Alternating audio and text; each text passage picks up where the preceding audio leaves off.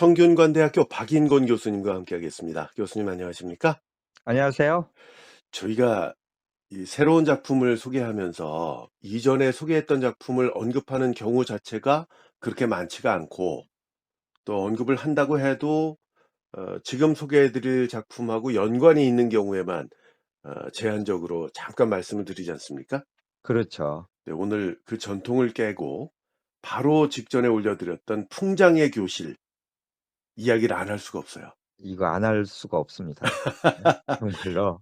왜냐하면 뭐 다들 아실 텐데 저희가 녹음하는 시점하고 방송하는 시점이 다르잖아요. 맞아요.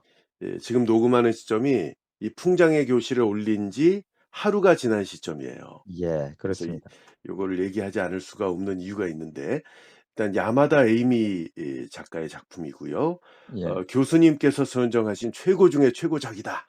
제가 이렇게 홍보를 해 드렸는데, 이 홍보의 효과인지는 모르겠으나 예. 댓글들이 감상하시고 난 다음에 댓글들이 보통이 아니에요. 네. 엄청난데요. 일단은 제가 이 작품을 인제 읽어 보고 워낙 좋았고요. 네. 그래서 소개하면은 '아 좋아들 하실 것 같다.'라고 생각은 했지만 네.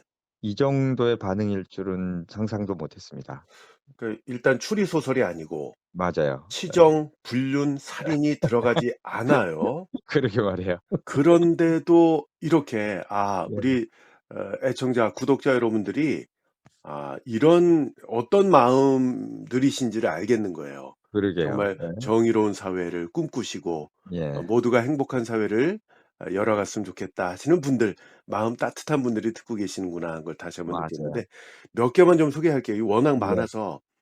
은짱 회원님, 삶의 어두운 터널을 지나시는 분들, 또 힘들어하시는 분들이 꼭 들었으면 좋겠습니다 예. 하셨고요. 문장 켜켜이 분노가 동반되면서도 상당히 또 수려한 것이 감동하게 됩니다. 예. 제인 킴 회원님, 또 알짜님, 최룸페님, 매일 엄청난 작품을 올려주셔서 감사합니다 하셨고요. 영진리님, 두 분 낭독 매일 듣고 있습니다. 어쩜 이렇게 맛깔나게 재미나게 낭독하시는지 예. 작품 선정도 좋고요 하셨고요. 김문주님, 박인권 교수님이 최고로 뽑을만하다 하셨고요. 음. 헬레님, 산전수전 공중전 다 겪은 듯한 중후한 목소리의 초등 5학년 소녀. 두 분의 티키타카는 새해에도 계속 이어집니다 하셨고요. 다이앤 리님, 가슴이 미어진다. 예. 그래도 우리 주인공 자존감도 높고 건강한 가족을 가지고 있어서 다행이다 하셨고요. 예. 이 교수님하고 저하고 진지 플러스 코믹 콤비래요. 저희는 코믹을 꿈꿨던 적이 단 한 번도 없습니다. 그러게요. 네. 네. 그리고 모루모루님, 글로는 표현하기 힘들 정도로 깊은 감명을 받았다 네. 하셨고요. 김문주님은 절판되고 중고는 있어서 당장 구입했다고 하셨고요. 다행이죠. 지금은 안 보이는데 그 4권을 한꺼번에 사셨다는 분도 어 계시더라고요. 네. 맞아요. 디그니티님, 기립박수를 쳐주고 싶은 예. 작품이고 마지막에 정말 울컥울컥하셨다고 해 맞아요. 주셨습니다. 그 밖에도 워낙 많은 분들이 주셨는데, 아지님, 예. 하루 중 제일 맛있는 아침 첫 커피 생각도 안 날 만큼 몰입해서 들었습니다 예. 해 주셨습니다. 여기까지만 좀 해야 될 것 같네요. 예. 예.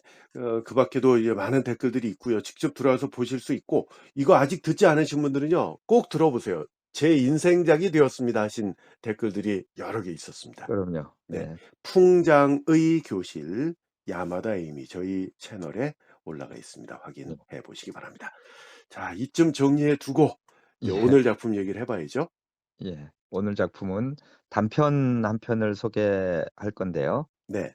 제목이 작은 고의입니다. 작은 작은 고의. 고의. 그러니까 네. 큰 고의가 아니고 맞습니다. "야, 너 고의로 그랬지?" 할 때 그 고의, 일부러 한 거 그렇습니다. 말입니다. 맞습니다. 근데 이게 예. 작은이라는 데 또 방점을 찍어야 되겠네요. 네. 작아요 아주. 근데 네. 또 고의성이 있어요. 음. 이 작품은 단편집 안에 들어 있는 작품인데요. 네. 범인 없는 살인의 밤이라는 히가시노 게이고의 아주 초기작입니다. 저희 채널에선 나름 유명한 단편집이죠. 그래요. 소개를 꽤 많이 했어요. 네. 저도 두 편이나 소개를 했고 네. 어둠 속의 두 사람 그리고 춤추는 아이. 명작들이죠. 네 아주 뭐 정말 짜릿짜릿하죠. 음. 짧은 단편인데도 불구하고 네. 그리고 우리 북텔러 스칼렛 님께서 네. 또 하나를 했어요. 그 표제작인데 범인 없는 살인의 밤 요 음. 단편도 소개를 하셨어요. 이것도 그 아주 열광 하시는 분들이 좀 계셨죠. 그렇죠. 네. 재밌게들 들으셨어요. 예 예. 이 단편집이 7 편의 단편인데 네. 이 히가시노 게이고는 사실 장편에 아주 소질이 많고 단편도 좋은데 그래도 장편 쪽이 쪼끔 무게감이 가는데 훨씬 많죠. 그리고 그렇죠. 작품도. 예. 예. 이 단편집은 쪼끔 예외예요. 음. 이 단편집은 정말로 아주 수작들로 모여 있는 단편집이기 때문에 네. 이렇게 인제 소개를 많이 하게 되는데요. 이게 또 재밌는 게 그러면은 이 작가가 쪼끔 무르익었을 때 쓴 단편들이냐 그게 아니고 예. 거의 최초의 단편이라고 할 정도로 아주 초기작입니다. 그러니까 이게 초기작들이 이렇게 훌륭할 수 있다는 게 아이 정말 대단해요. 놀랍죠. 진짜로 놀랍습니다. 사실 아주 교수님의 간택을 받았다는 것 자체가 히가시노 게이가 아니라 뭐 마스모토 세이초라도 예. 말이 안 되면 집어던지시는 분이신데. 아이 그래서 제가 좀 부담이 있는 게 네. 인제 이렇게들 좋아해 줘 앞에 그 풍장의 교실도 있잖아요. 네네. 이렇게 좋아해 주시면은 인제 다음 작품 고르는데 굉장히 인제 힘들어요. 그래서 그 얘기는 나중에 기회 있으면 한번 드리려고 했는데 예. 그거는 교수님이 판단하지 마세요. 아 그러니까 '더 그렇죠. 큰 기쁨을 드려야지.'라는 생각을 버리시면 맞아요. 돼요. 예 맞아요. 소개를 그런 딱 그런 해 데서 놓으시고 "아 이 네. 작품은 근데 재미는 있지만 이런 게 있다. 이런 예 네. 단점들이 있다."라고 얘기를 네. 하시면 됩니다. 자 어쨌건 맞습니다. 네. 네. 그래서 어쨌건 이 작품이 초기 단편들인데 정말 재미있고 뛰어나다는 것이 놀라운 예. 그런 것이죠. 이거 놀랍고 네. 언제 나온 건가요? 이게 일본 출간일이 1990 년인데 네. 이 작가가 1985년 데뷔했거든요. 완전 초창기죠. 예. 근데 사실은 이 잡지에 연재되는데 보통 단편은 네. 그 잡지에 연재된 기간은 되게 초창기에 1985 년에 그 어. 연재됐 예 85 년부터 88 년까지 연재가 됐어요. 그러면 완전 데뷔하자마자 하네요. 그렇죠. 그렇죠. 어. 데뷔하면서 처음으로 아마 단편을 쓴 것들일 겁니다. 예. 이 장편만 쓰다가. 네. 그렇기 때문에 정말로 초창기 작가의 초창기 단편들이라고 봐도 되고요. 네. 그리고 실질적으로 최초의 단편으로 소설집일 거라고 인제 여겨져요. 예. 그 앞에 인제 나온 것들이 있는데 뭐 오사카 소년 탐정단, 탐정 클럽 이런 것들이 요거보다는 일찍 출간이 됐지만 음음. 쓰여진 시점으로 따지면은 요 단편들이 최초고요. 네. 그리고 약간 소설의 그 단편이 약간 가벼운 것들을 많이 다루는데 히가시노 게이고가 네. 이거는 굉장히 묵직하고 무거운 아. 단편들이에요.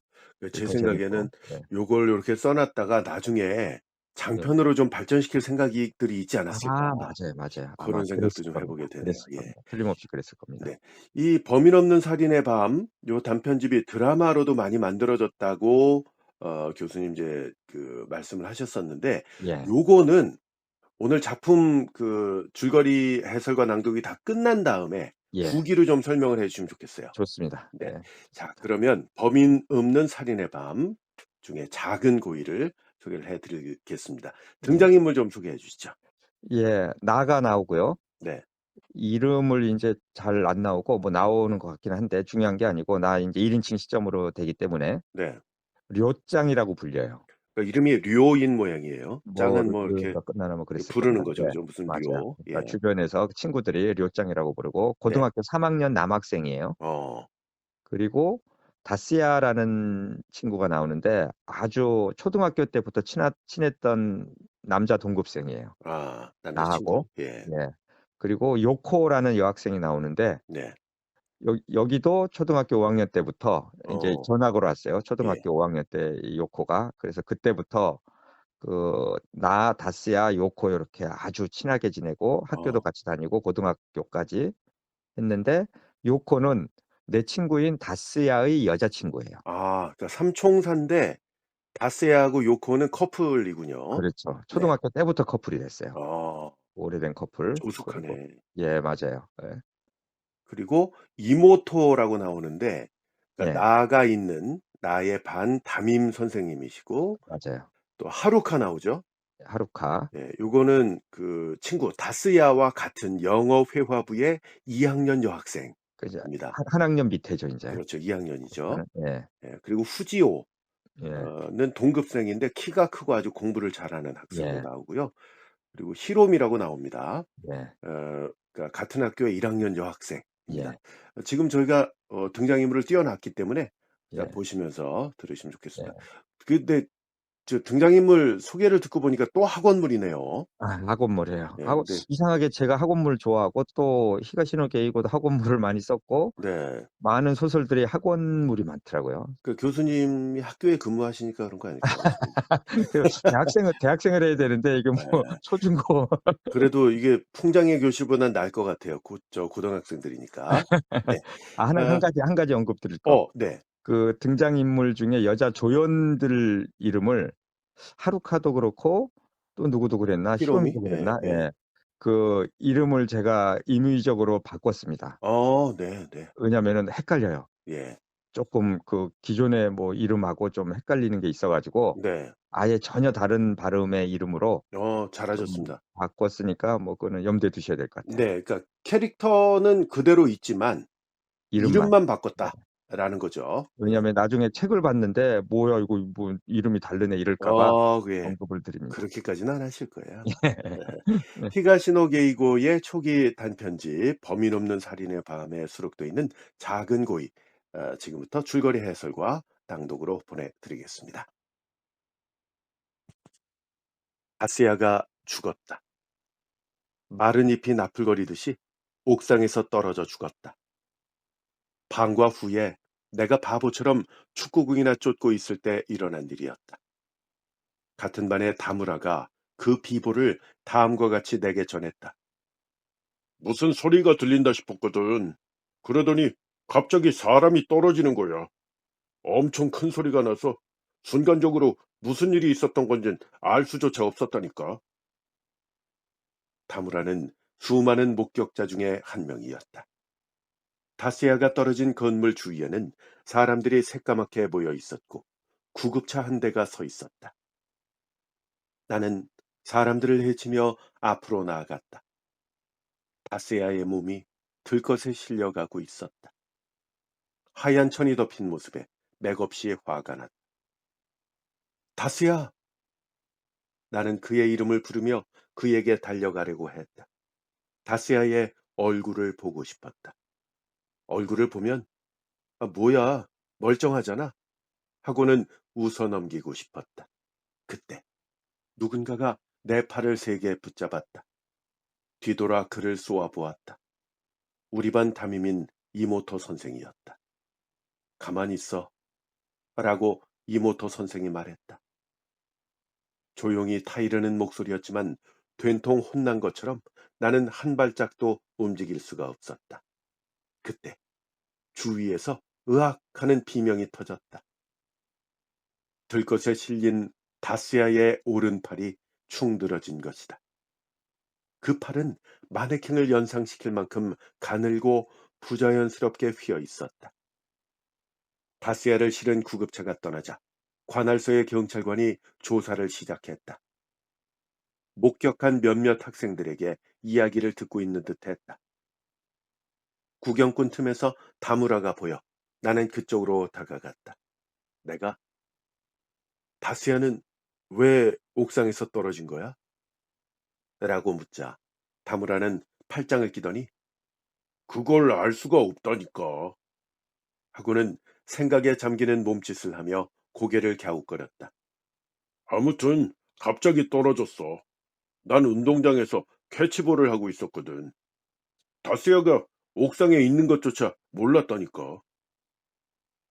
그러면서 자살한 것 아니겠느냐고 다무라는 덧붙였다. 그리고 후지오라는 녀석이 대표로 경찰을 만나고 있는데 후지오가 맨 먼저 신고를 했기 때문이라고도 말했다. 후지오는 키가 크고 공부를 잘하는 학생이었다. 다무라와 헤어져서 이제부터 어떻게 할까 생각하면서 사건 현장 부근을 돌아다녔다. 건물 옆에서 여학생 셋이 울어서 퉁퉁 부은 눈을 손수건으로 누르고 있었다. 다스야와 같은 반 여학생들이다. 나도 울고 싶었지만 지금은 해야 할 일이 있다. 한동안 주변을 서성이고 있으니까 건물에서 이모토 선생이 걸어 나왔다. 이제껏 경찰에게 조사를 받느라 긴장을 했는지 얼굴이 좀 굳어 있다. 아마 교사가 되고 나서 처음으로 겪는 일일 것이다. 이모토 선생님은 누군가를 찾는 듯이 주위를 둘러보았다. 그러다가 나를 보더니 젠걸음으로 다가왔다. 그리고 나에게 경찰이 다스야와 친한 친구를 불러달라고 했다고 전했다. 이모토 선생은 교직원실 옆에 있는 응접실로 가라고 지시했다. 그곳에 가자 이마가 약간 벗어진 중년 형사와 젊은 형사가 나를 기다리고 있었다. 그들은 나와 다스야의 관계를 묻는 것으로 질문을 시작했다. 나는 초등학교 때부터 친했고 지금 같은 반이라고 대답했다. 그러고 나서 다스야의 성격과 근황, 교우 관계 같은 신변에 대한 질문이 이어졌다. 형사들이 자살 가능성을 염두에 두고 있다는 것을 알 수 있었다. 질문이 끊기자 나는 대뜸 말했다. 다스야는 자살한 게 아니에요. 중년 형사가 그래? 라고 되묻고는 의외라는 표정을 지었다. 그리고 왜 그렇게 생각하느냐고 물었다. 동기가 없으니까요. 100번 양보해서 뭔가가 있었다고 해도 다스야는 절대로 자살 같은 걸 할 아이가 아니에요. 그것만큼은 분명합니다. 다스야는 자살한 게 아니에요. 두 형사는 얼굴을 마주보더니 의미심장한 눈빛으로 미소를 지었다. 그러고는 나 말고 다스야와 친한 학생이 누가 있느냐고 물었다. 나는 잠시 생각하다가 요코의 이름을 대했다. 형사도 그 이름을 알고 있었다. 이모토 선생님이 다스야와 요코가 중학교 때부터 사귀는 사이라고 말해 주었다고 했다. 나는 고개를 가로저으며 중학교 때가 아니라 초등학교 때부터 사귀었다고 바로 잡아 주었다. 한 30분쯤 형사들과 이야기를 나눈 것 같았다. 내가 거기서 알게 된 건 다스야가 죽었다는 사실을 다시 한번 확인한 것뿐이었다. 응접실에서 나오자 이모토 선생님이 복도에서 기다리고 있었다. 하지만 내 주의를 끈 것은 그 옆에 고개를 숙이고 서 있는 요코였다. 방금 전까지 운 듯 눈 언저리가 빨갛다. 그녀는 나를 보더니 무슨 말인가 하려는 듯이 입을 움직였다. 하지만 슬픔이 북받치는지 손수건을 눈가에 대더니 결국 아무 말도 하지 않았다. 응접실로 들어가는 요코를 지켜본 다음 잠시 생각하다가 운동장으로 나와서 수도가 근처 벤치에 걸터 앉았다. 30분쯤 지나자 요코도 형사들에게 해방되어 나왔다. 힘없이 건물에서 나오는 그녀를 보고 벤치에서 일어났다. 애썼다. 내가 왜 그런 식으로 말을 건넸는지는 모르겠다. 아무튼 많은 이야기를 할 용기가 내게는 없었다. 요코는 망가진 기계 인형처럼 몸이 굳어 있었다. 우리는 한동안 아무 말도 하지 않고 그렇게 마주보고 서 있었다. 뭔가 말을 꺼내려고 하자 요코는 동정하는 말 따위는 하지 마. 라고 조금 빠른 말투로 그렇지만 또렷한 목소리로 말했다. 그러고는 이마에 흘러내린 까만 생머리를 오른손으로 쓸어 올렸다. 조금 전에 본 눈물의 흔적은 이미 사라지고 없었다. 내가 하려던 말을 그녀가 알아차렸으니까 입을 다물고 말았다. 그러고 보니 초등학교 때도 누군가가 요코를 괴롭힌 것을 알고 나중에 위로해주면 싫어하곤 했다. 요코가 나에게 천천히 다가왔다. 1미터쯤 거리를 두고 멈춰 서더니 내 눈을 똑바로 보면서 말했다. 오늘은 료짱, 네가 날 데려다 줘. 다스야를 대신해서. 애원하는 듯한 말투였다. 나는 묵묵히 고개를 끄덕였다. 우리는 각자 자전거를 밀면서 집으로 향해 걸어갔다. 가는 길에 요코는 형사가 질문한 것에 대해서 띄엄띄엄 이야기했다. 언제 어디에서 사건을 알게 되었느냐? 그것이 첫 질문인 모양이었다. 교실에 남아 있었는데 같은 반 친구가 와서 알려주었다고 대답했다고 한다. 처음에는 어찌된 영문인지 몰랐지만 다스야가 죽었다고 생각하니까 순간 속이 울렁거리면서 눈앞이 캄캄해졌어. 정신을 차리고 보니까 난 양호실에 누워 있었어.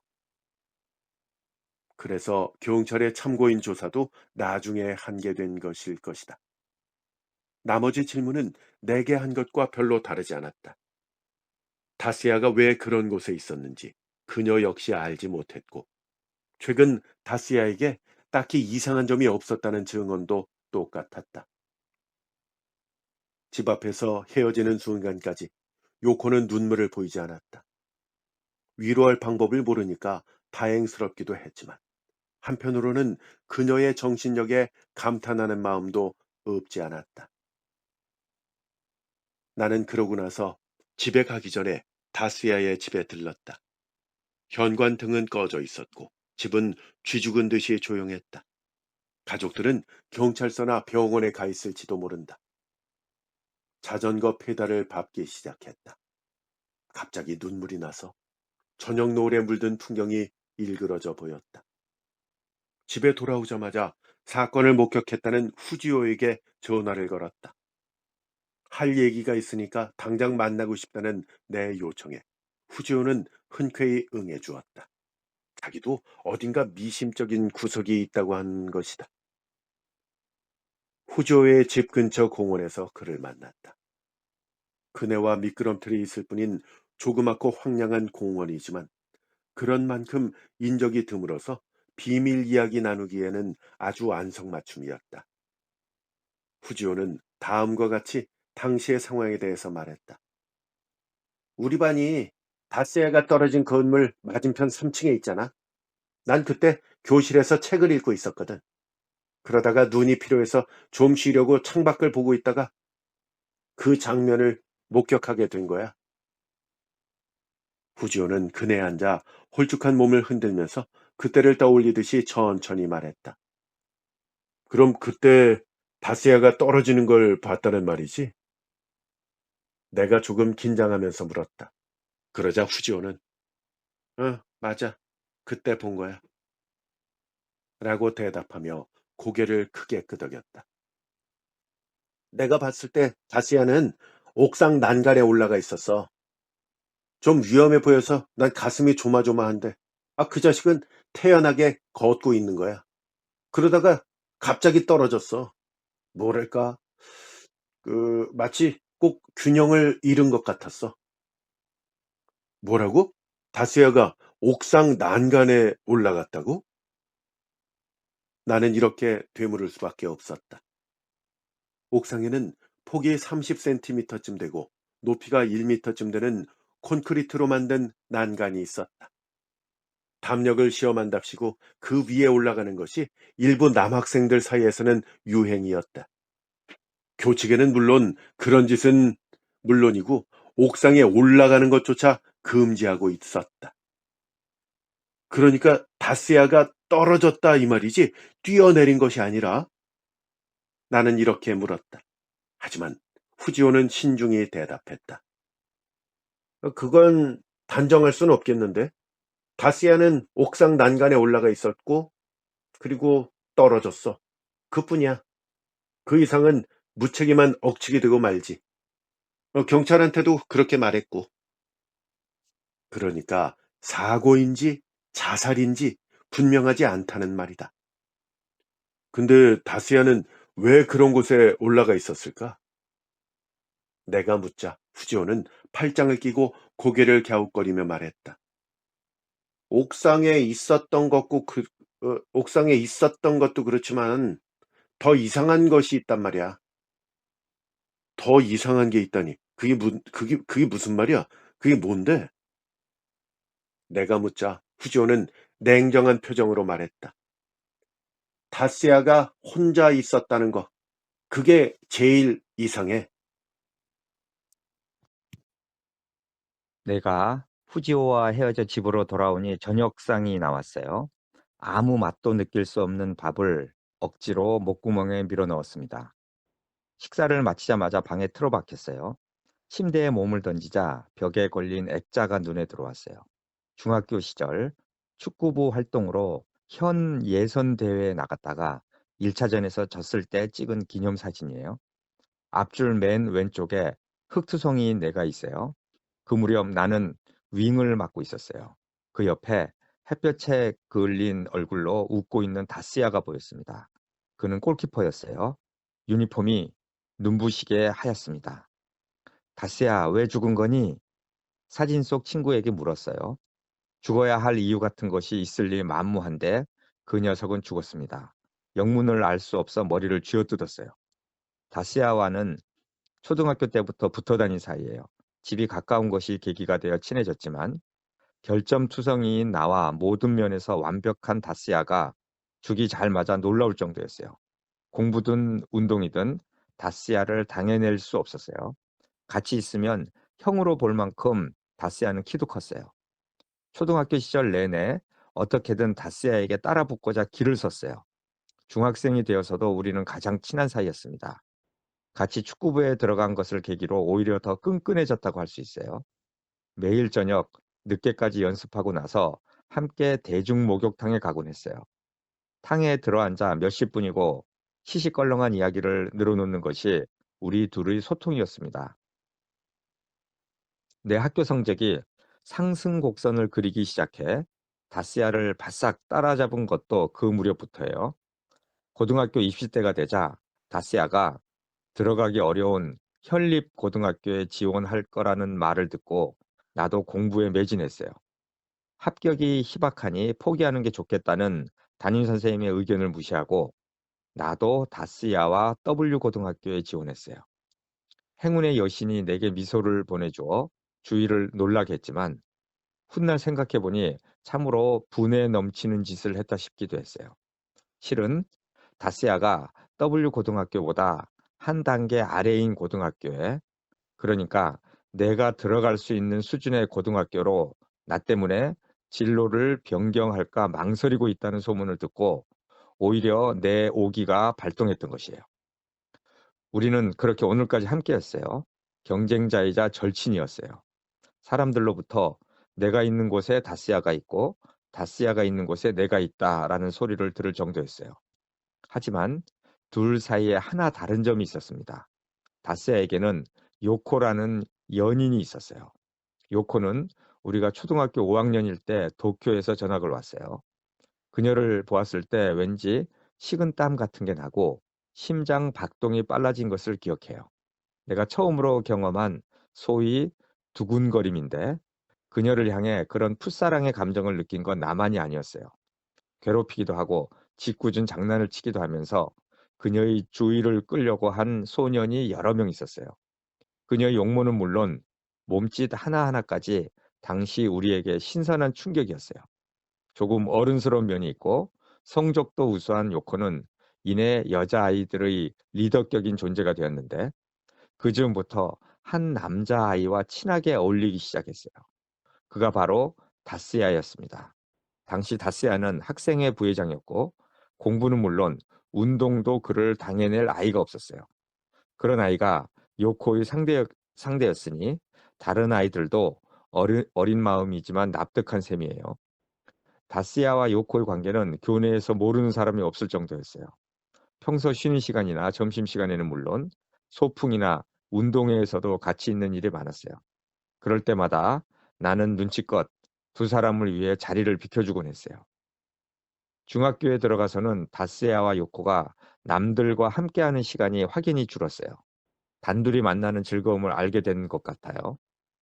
내가 토요일 오후나 일요일에 다스야에게 만나자고 했을 때 다스야는 몇 번이나 사정이 여의치 않다고 미안해하며 거절했어요.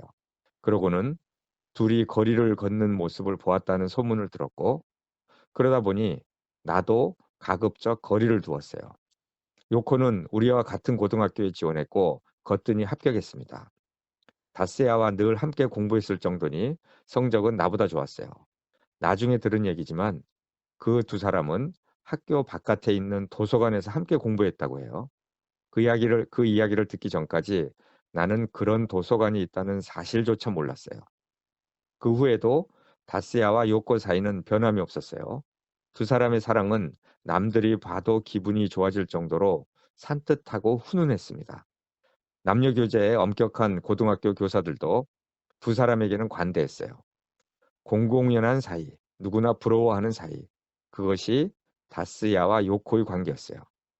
두 사람을 볼 때마다 그들이 서로에게 느끼는 행복이 내게 고스란히 전해지는 것 같았습니다. 나는 한편으로는 씁쓸한 기분이 든 적도 있었지만 그 이유가 자기 혐오에 빠질 정도로 하찮은 것이었기 때문에 그냥 잊기로 했어요. 그러니까 그건 내가 친구의 연인에게 첫사랑의 감정을 느꼈고 지금도 여전히 그녀를 좋아한다는 실로 바보 같은 이유였기 때문이에요. 다시아가 죽고 난 다음 날 아침 일찍 잠에서 깬 나는 신문을 가지러 나갔어요. 내가 조간 신문을 꺼내는 것은 1년에 한 번 있을까 말까 한 일입니다. 헤드라인으로 고등학생 옥상에서 추락사 이렇게 어제 일을 제목으로 해서 사회면 중간쯤에 실려 있었어요. 내용은 어제 다무라와 후지오에게 들은 이야기와 거의 일치했습니다. 사고인지 자살인지 아직 경찰의 소견은 실리지 않았어요.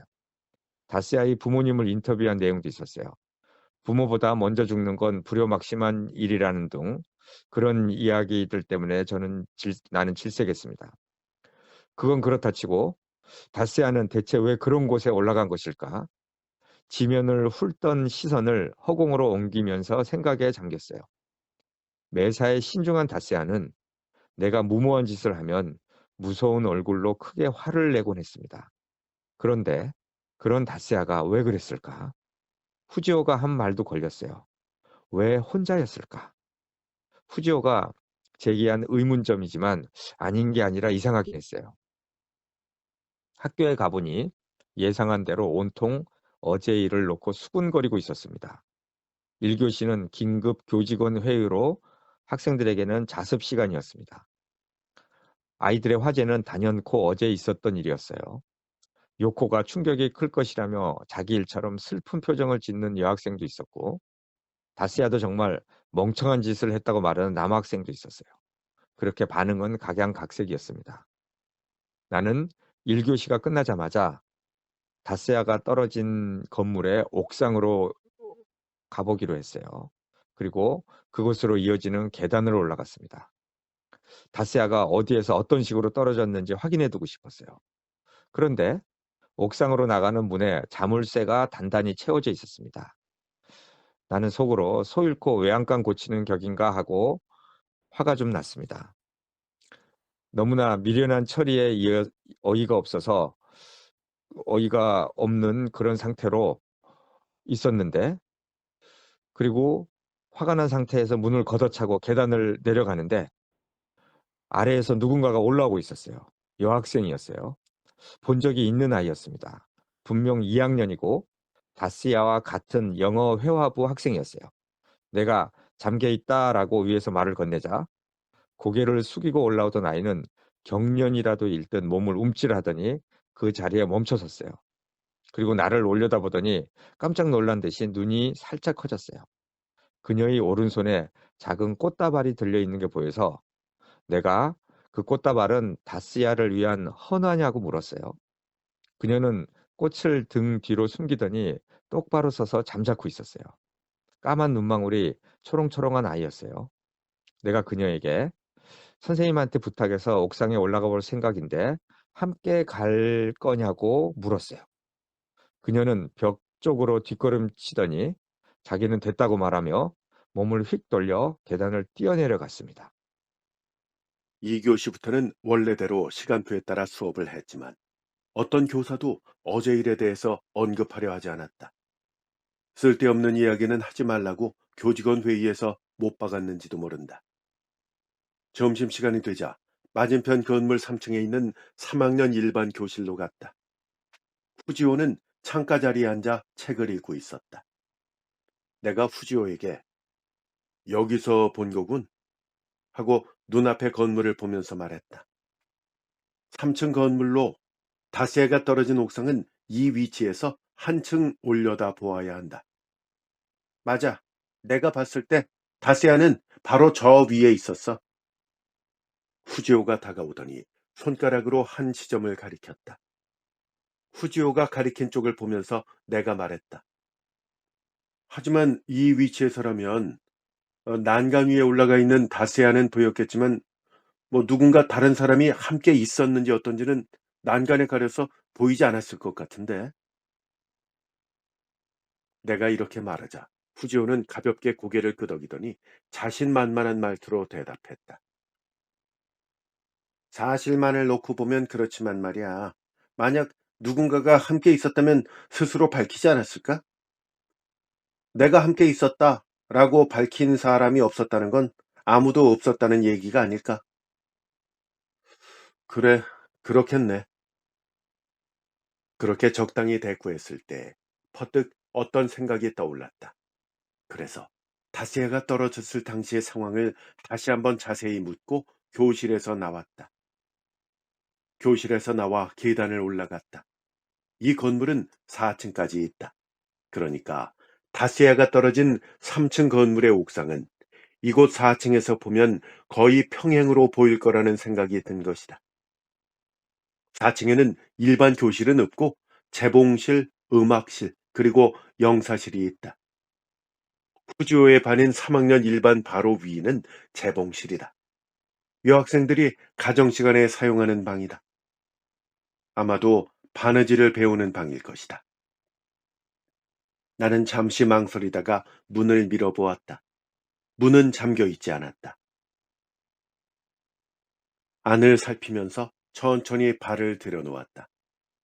고등학교에 들어온 이래 단 한 번도 들어가 보지 않은 방이라서 그런지 나도 모르게 긴장이 되었다. 실내는 보통 교실보다 조금 더 넓었다. 교실을 성큼성큼 가로질러 창가로 다가갔다. 재봉틀과 전신 거울이 놓여 있었지만 그런 것에는 관심이 없었다. 커튼을 젖히자 햇살이 강하게 비쳐들어서 나도 모르게 눈살을 찌푸렸다. 눈을 가늘게 뜨고 손바닥으로 햇살을 가리며 창밖을 보았다. 그러자 예상한 대로 다시아가 떨어진 옆 건물의 옥상이 바로 눈앞에 보였다. 만약 그때 이곳에 누군가 있었다면 그만큼 확실한 목격자도 없을 것이다. 다시아가 떨어진 옆 건물의 옥상이 바로 눈앞에 보였기 때문이다. 건너편에 보이는 옥상 구석구석을 꼼꼼히 살폈다. 딱히 눈에 띄는 것은 없었다. 여느 때처럼 이렇다 할 특징은 없는 콘크리트 옥상이었다. 다시아가 떨어진 건물 맞은편으로 또 다른 3층 건물이 있다. 그러니까 이 위치에서는 두 건물의 옥상을 모두 다 내다볼 수 있는 셈이다. 기회가 된다면 저 건물에서도 한번 사건 현장을 봐야 되겠다고 생각하며 커튼을 쳤다. 5, 6교시는 멍하니 보냈다. 멍하니 보냈다고 해도 아무 생각도 하지 않은 건 아니고 다시아가 죽은 원인에 대해서 머리를 쥐어짰다. 하지만 이렇다 할 생각이 떠오르지 않았으니 결국은 멍하니 보낸 것이나 마찬가지다. 6교시가 끝나자 이모토 선생님이 내일 있을 다시아의 장례식에 다 함께 참석할 예정이라고 말했다. 우정을 표시하라는 의미겠지만 다스야에게 우정을 느끼지 않는 아이들도 있다는 것까지는 생각하지 않았나 보다. 그리고 이모토 선생님은 지난번 중간고사 결과가 게시판에 나붙었다고 했다. 다들 그쪽에 더 흥미가 있는 듯 했다. 교실에서 나오자마자 요코를 만났다. 아니, 만났다는 표현은 정확하지 않을지도 모른다. 요카가 나를 기다리고 있었던 모양이니까.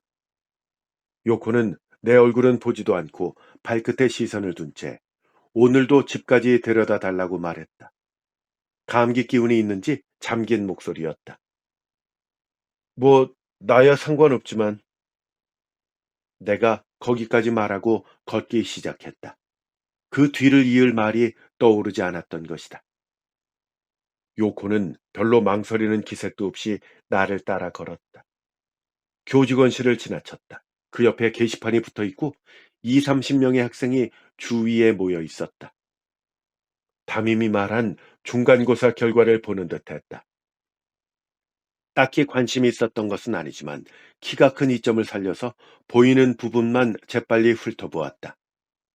1등부터 5등까지는 늘 그랬듯이 같은 학생들의 이름이 조금씩 순서만 바뀌어 있을 따름이었다. 그 중에는 후지오의 이름도 있었다. 과연 그답다. 내 이름을 찾아보니 딱 10번째에 들어 있었다. 그리고 두 사람 걸러 요코의 이름이 있었다. 다시아는 19등이었다. 요코는 가라앉은 목소리로 다스야의 이름이 붙는 것도 이게 마지막이네 하고 말했지만 비통함은 느껴지지 않아서 다행스러웠다. 어제처럼 우리는 자전거를 밀면서 집으로 향했다. 처음 화제에 오른 것은 중간고사였다. 그렇다 해도 요코가 먼저 너 대단하다. 드디어 10등 안에 들었잖아. 라고 치켜 세워서 나는 어, 어쩌다 그렇게 된 거야. 라고 한마디 대꾸했을 뿐이었다. 중간고사에 대한 이야기는 거기까지였지만 최근 성적이 오른 것은 나 스스로도 놀랄 정도였다. 적잖이 무리해서 이 고등학교에 진학한 만큼 입학 당시에는 하위권에 머물렀었는데 2학년 2학기 무렵부터 성적이 급상승하기 시작했다. 비결? 비결은 나 자신도 모른다. 반면 다스야와 요코는 1학년 때부터 줄곧 상위권에 들었었다. 하지만 뛰는 놈 위에 나는 놈이 있는 법이어서 그들도 좀처럼 전교 10등 안에는 들지 못했었다.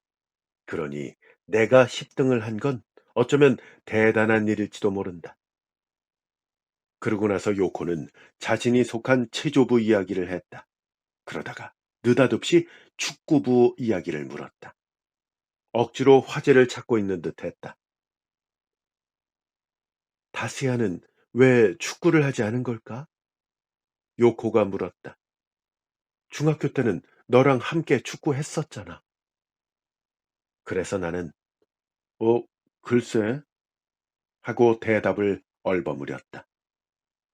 요코와 나란히 걸으면서 초등학교 시절을 떠올렸다. 그때는 늘 다시아가 요코와 함께 걸었다. 화창한 날에는 둘이서 손을 잡고 걸었고 비 오는 날에는 우산 두 개가 서로 맞닿을 만큼 바짝 다가서 있었다. 내가 끼어들 여지 같은 건 눈꼽만큼도 없었던 것이다. 그런데 지금은 나와 요코뿐이다. 두 사람을 이어주는 남성이 없어졌다. 그리고 내일은 그 남성의 장례식이다. 한동안 침묵이 흐른 뒤 요코에게 오늘 점심시간에 재봉실에 가본 이야기를 했다. 흥미를 느낀 듯이 요코가 물었다. 재봉실에 무슨 볼 일이 있었어? 아니, 그게 아니라 그 방에서 옆 건물 옥상을 봤어. 하긴 뭐 아무런 수학도 없었지만 말이야. 내 말에 요코는 그랬느냐고 짧게 대꾸했다. 나는 1교시가 끝난 쉬는 시간에 옥상으로 올라가는 계단에서 2학년 여자아이를 만난 이야기를 했다. 다스야와 같은 영어 회화부 아이라고 했더니 요코는 금세 누군지 알아차린 듯했다. 아, 그래? 틀림없이 하루카일 거야. 하루카라고? 응, 가사이의 하루카. 2학년 8반 학생일걸? 잘 아네. 그러자 요코는 조금 주저하더니 말했다. 사실 그거 다세한테 얘기를 들었었거든. 그 아이가 고백하는 편지를 보냈대. 편지? 내가 무심결에 되물었다. 그 말은 어쩐지 시대에 뒤떨어진 어감을 풍겼다. 그래서 다시아는 어떻게 했는데? 글쎄, 어떤 식으로 거절했는지는 모르지만 아무튼 거절했을 거야. 만약 다시아가 죽지만 않았다면 이건 꽤 재미있는 화제가 되었을 것이다. 아마 나는 요코의 질투심을 자극하며 놀렸을 것이고 요코는 요코대로 애써 아무렇지 않은 척 했을 것이다. 하지만 지금 우리는 옅은 미소조차 짓지 않았다. 오늘만큼은 어떤 유머도 신혼가가 될 뿐이니까. 저, 그런데 말이야, 나는 요코에게 자살 가능성에 대해서 언급한 형사의 말을 전하고 그녀에게 어떤 생각이냐고 물었다. 요코는 잠시 생각하더니 모르겠다고 대답했다. 그건 의외였다. 아, 그래? 모르겠다고? 요코, 넌 다세가 절대로 자살했을 리 없다고 할 줄 알았는데. 절대로라니? 내가 어떻게 그런 말을 할 수가 있어? 응? 난 그런 말을 할 수 없어. 절대로라니. 그래도 너는 다스야의 연인이었잖아. 라고 말하려다가 그만두었다. 어쩐지 나 자신이 비참해질 것만 같았다. 장례식을 치른 날에는 비가 내렸어요. 40여 명의 학생이 우산을 쓰고 모이는 바람에 다스야의 집 앞 좁은 길은 순식간에 발 디딜 틈도 없어졌습니다. 나는 5번째로 분향했고 불상 앞으로 다가가다 다스야의 부모님 앞을 지나쳤어요. 어릴 때부터 신세를 진 분들이에요. 그다지 오랜만에 만난 것도 아닌데 마치 10년 만에 만난 것처럼 두 사람은 늙어 보였어요. 내가 지나치려는 순간 다스의 어머니가 고맙다고 말을 건넸어요. 모기 소리보다도 힘없는 음성이었어요. 불단에 놓여 있는 사진 속 다스야는 성형수술을 한 것처럼 하얀 얼굴로 웃고 있었습니다. 어머니가 일러준 대로 분양을 마치고 두 손을 모았어요. 아무 소리도 들리지 않았어요. 내가 다스야에게 물은 것은 단 하나, 왜 죽었느냐는 것이었어요. 하지만 이렇게 두 손을 모으고 있어도 내 가슴에는 아무 소리도 들려오지 않았습니다. 제법 빨리 분양들을 했는데도 반아이 모두 분양을 마치는 데는 1시간 정도 걸렸어요. 그 후 1학년, 2학년 때의 친구 대표가 분양을 했는데 그들 중에 요코의 모습도 보였어요. 요코는 조금 더 흐트러진 모습을 보이지 않았고 실로 담담한 모습으로 분양을 마쳤습니다. 요코는 다스야의 부모님과 잠시 이야기를 주고받는 것 같았는데 그 표정에서는 차분함이 느껴졌어요. 다스야의 부모님은 요코의 얼굴을 보자 다시금 무언가가 솟구치는 모양이었습니다. 언젠가 그녀를 다스야의 아내로 맞아들일 생각을 했는지도 모릅니다. 제자리로 돌아온 요코가 내 얼굴을 보자마자 이런 장례식은 아무 의미도 없다고 말했다. 나는 죽은 사람에게는 그렇지만 이건 남은 사람들을 위한 의식이라고 대꾸해 주었다. 그녀는 그렇겠지 라고 말하며 복잡한 표정으로 고개를 끄덕였다. 그때 누군가가 뒤에서 내 어깨를 두드렸다. 돌아다 보니 후지오가 묘한 표정으로 서 있었다. 후지오, 너도 와 있었구나. 내 말에 그는 이 다스야와는 무슨 인연이라는 생각이 들어서 말이야. 라며 입가에 긴장을 조금 누그러뜨렸다. 그건 그렇고 좀 흥미로운 이야기가 있어. 흥미로운 이야기? 그래. 실은 그때 나 말고도 다스야가 떨어지는 장면을 본 사람이 있을지도 몰라. 그것도 나하고는 다른 각도에서 말이야. 그래? 어때? 흥미롭지? 그래. 근데 그게 누군데? 그러자 후지오는 조금 과장되게 목소리를 낮추더니 1학년 여자아이야 라고 대답했다. 1학년 여자아이라고? 그래. 저 소문으로 들은 건데 다스야가 떨어진 건물 옆 옥상에서 매일 배구하는 애들이 있었던 모양이야. 만약 그날도 배구를 하고 있었다면 사건 현장을 목격했을 가능성이 높지. 하지만 그랬다면 스스로 밝히지 않았을까? 그러지는 않았을 거야. 생각을 좀 해봐. 올라가면 안 되는 옥상에서 배구 같은 걸 하고 있었으니까 말이야. 아, 그것도 그러네. 분명 일리가 있는 말이다. 일부러 나서서 야단 맞을 필요는 없다고 생각했을지도 모른다. 근데 누군지는 모른다 이거지? 1학년 여학생이라는 거 말고는. 몰라. 하지만 찾는 건 어렵지 않을 거야. 그 애들은 분명히 다른 장소를 찾아서 다시 배구를 시작했을 테니까. 1학년 여자아이들은 늘 그런 식이잖아. 그래, 그렇긴 하지. 나는 고개를 끄덕이고 그에게서 멀어졌다. 반 아이들은 대부분 분양을 마치고 곧바로 돌아갔지만 나와 요코는 출관을 할 때까지 남아 있었다. 빗속에 다스야의 몸이 실려 나간다. 배경도, 사람들이 입은 옷도, 그리고 표정도 흑백과 회색뿐이어서 오래된 영화의 한 장면을 보고 있는 것 같은 착각을 불러일으켰다. 심지어 그 필름은 상처투성이다.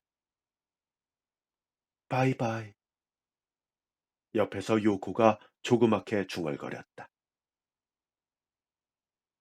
이튿날 방과 후에 축구부 유니폼으로 나는 갈아입자마자 후지오가 한 말이 생각나서 교정을 돌아다녔어요. 옥상에서 배구를 하던 이들이 틀림없이 어딘가 있을 거예요. 그들은 둥글게 원을 만들어서 공을 쳐 올리더라도 그중 한 사람이 실수로 전혀 다른 방향으로 공을 날리더라도 남에게 폐를 끼치지 않을 만한 장소를 틀림없이 찾아냈을 거예요. 그들로 보이는 무리를 발견한 것은 도서관 뒤쪽 공터였어요. 학교 담이 바로 옆에 붙어 있었지만 잘못해서 공을 담 너머로 넘길 만큼 서투르지는 않은 모양이었어요. 천천히 그들에게 다가갔습니다. 일행은 6명이었어요. 다행히 그중 한 명은 축구부 후배의 여자친구여서 이름도 알고 있었어요. 히롬이라고 했던 것 같아요. 옆에서 눈짓을 보내자 그녀는 조금 놀라더니 이내 미소를 지었어요. 그러곤 친구들에게 양해를 구하고 무리에서 빠져나와 수줍어하는 몸짓을 보이며 젠걸음으로 다가왔습니다. 먼저 그녀에게 그날 옥상에서 배구를 했느냐고 물었어요. 히로미는 혀를 쏙 내밀면서 배구를 했다고 대답을 했습니다. 근데요, 선배님, 아무한테도 말하지 말아요. 선생님들이 알게 되면 곤란하다는 말이에요. 알고 있어. 그보다 매일 옥상에 있었으면 그 추락사고도 본 거 아니야? 그러자 히로미는 눈을 휘둥그렇게 뜨고 주위를 살피더니 비밀 이야기를 하듯이 입가를 손바닥으로 가렸다. 선배님, 사실은 저 봤어요. 아주 조금이기는 하지만요. 그래? 봤다고? 어떤 상황이었는지 말해주지 않을래? 나는 마음이 조급해졌다. 상황이라고 해봤자 그냥 다스야 선배가 옥상 한 구석에서 걸어 다니다가 갑자기 휘청휘청 하면서 떨어졌어요. 휘청휘청했다고? 후지오는 균형을 잃은 것 같다라고 했지만 히로미의 표현이 좀 더 감각적이어서 이해하기가 쉬웠다. 휘청휘청 하다가 떨어졌다. 그럼 떨어지기 전에는 어땠는데? 다스야가 뭘 하고 있었는지는 보지 못했어? 그러자 히로미는 근데요, 열심히 보고 있었던 것도 아니란 말이에요. 라고 난처한 얼굴로 고개를 가로젓더니 한마디 덧붙였다. 막 그렇지만 다른 애들은 뭔가 봤을지도 몰라요. 다른 애들도 있었어? 네, 잠깐만 기다리세요. 히로미는 뒤돌아서더니 일행이 있는 곳으로 달려갔다. 그리고 내 쪽을 가리키며 두세 마디 하더니 5명을 데리고 돌아왔다. 비슷한 체구의 여자아이들이 나를 빙 둘러싸듯이 자리 잡았다. 나는 무심결에 한 걸음 물러섰다. 선배님, 이 애가 제일 먼저 알아차렸대요. 히로미는 마주 보고 서서 왼쪽에서 두 번째 아이를 가리켰다. 그 아이를 히로미는 이짱이라고 불렀다. 몸이고 얼굴이고 눈이고 죄다 동글동글한 여자아이였다. 이짱은 머리카락을 만지작거리면서 일단 잘은 모르겠다는 단서를 달았다. 그리고 무언가 반짝했다고 한다. 내가 반짝했다고? 되묻자 이짱은 무언가 반짝해서 그쪽을 보니까 옆 건물 옥상 한 구석에 웬 남성이 있어서 배구팀 모두에게 알렸는데 그 직후에 바로 떨어졌다고 말했다. 잠깐만, 옆 건물 옥상에서 뭔가가 반짝했다고? 어떤 식으로 반짝했는데? 섬광이야? 아니면 전멸? 나는 빠른 말투로 물었다. 그러자 그녀는 당황한 듯이 히로미 쪽을 보고 있을 따름이었다. 그제야 상황을 이해하고 다시 물었다. 번쩍! 한 번만 그랬어? 아니면 반짝반짝이었어? 그러자 이 짱은 작은 목소리로 번쩍이라고 대답했다. 아, 번쩍했다고? 이런 일을 겪고 이것이 다스야의 죽음과 관계 있는지 어떤지 나로서는 판단할 수가 없었습니다. 생각하는 척하는 것과 별로 다를 게 없었어요. 그들에게 인사하고 막 자리를 뜨려는데 맨 오른쪽에 있던 아이가 저기요라고 말을 꺼냈어요. 걸음을 멈췄어요. 그리고 오늘 다른 사람한테도 비슷한 질문을 받았다고 그 여학생이 말을 합니다. 내가 놀라서 다른 사람 누구냐고 묻자 체조부의 사에키 요코라고 대답을 했어요. 요코는 어제 내가 후지오와 나눈 이야기를 들었을지도 몰라요. 아니면 그녀 나름대로 히로미 일행에 대해 알고 있었는지도 모릅니다. 아무튼 요코도 다스야의 죽음을 미심쩍어 하는 듯 했어요. 내가 요코는 무엇을 물어보았느냐고 그 여학생에게 묻자 그 여학생은 요코는 다스야가 혼자 있었느냐고 물었다는 것이에요. 그것은 나도 궁금해하던 것이었습니다. 요코 역시 똑같은 궁금증을 갖고 있었던 것이에요. 하지만 오른쪽에 있던 배구 부원에 의하면 다스야는 혼자였을 것이라고 대답을 했어요. 내가 요코가 다른 것을 묻지 않았느냐고 물어보자 그 여학생은 요코가 그것만 물어보았다고 답을 합니다. 내가 히로미 일행과 이야기하느라 축구부 연습에 5분쯤 늦었어요. 지각한 사람에 대한 벌칙은 1분당 운동장 한 바퀴를 돌아야 했습니다. 그래서 나는 운동장을 5바퀴나 돌았습니다. 혼자 묵묵히 달리면서 지난번에 요코가 했던 말을 떠올렸어요. 왜 다스야는 축구부에 들어가지 않은 걸까? 그것이 요코의 질문이었어요. 분명 소박한 질문입니다. 그리고 실은 그에 대한 답변도 지극히 간단했어요. 다스야는 축구부의 수준이 너무 높아서 지레 겁을 먹고 포기했을 뿐이었어요. 요코는 모르지만 다스야는 중학교 때도 주전 골키퍼가 아니었어요. 처음 축구부에 들어갔을 때는 기대를 모았지만 다른 부원 중 나날이 기량이 달라지는 선수가 있었어요. 현 대회에서도 다스야는 후보 선수였어요. 고등학교에 들어가서 동아리를 새로 결정할 때 다스야는 축구는 너한테 맡기련다. 그렇게 말하며 같이 축구부에 들어가자는 내 권유를 거절했습니다. 당연한 일처럼 나는 다스야에게 같이 축구부에 들어가자고 제안을 했었던 것이에요. 내가 주전이 되지 못하면 어떠냐는 말을 할 수도 있었지만 차마 그러지 못했어요. 그런 말은 거짓이에요. 그렇다고 열심히 하라는 말도 못했어요. 그건 내가 말할 수 있는 것이 아니었어요. 다만 그 시점에서 명백해진 건 축구에 관한 한 다스야보다 내게 재능이 있다는 것이었어요. 다스야가 축구부에 들어가지 않은 이유는 요코에게는 비밀이었습니다.